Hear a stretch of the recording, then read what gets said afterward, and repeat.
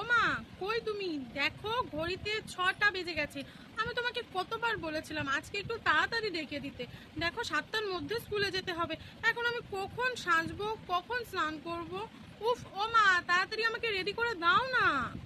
স্নান করেও চলে এসেছি, আর একটা দিকে বেরোনি বাঁধা হয়ে গেছে, আর একটা দিকে একটু তাড়াতাড়ি বাঁধো না মা। লাগছে তো। উফ, এই তো দুপাশে বেরোনি করা হয়ে গেছে।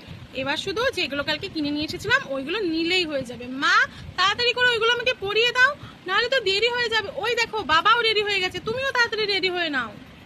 এই তো এটাও পরা হয়ে গেছে, এবার শুধু পতাকাটা নিলেই হয়ে যাবে। ও, চুলে তো ফিতেও দিতে হবে। মা তো বললো ফিতে ঘরে নেই, যাওয়ার সময় কিনে দেবে। ঠিক আছে, আমি ততক্ষণ পতাকাটা নিয়ে নিই। ও মা, পতাকা কোথায়? ওইখানে দেখি। কোথায়? উফ, এই কাজের সময় না পেয়ে গেছি। কি সুন্দর লাগছে আমাকে। শুধু এবার ওখানে গিয়ে মন দিয়ে নাচটা করতে হবে।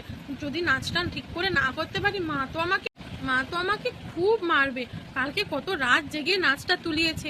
না না, আমি বরঞ্চ আরেকবার প্র্যাকটিস করে নিই। মাদের তো এখনো হয়নি, সেটাই বরঞ্চ ভালো হবে। যাই তাড়াতাড়ি।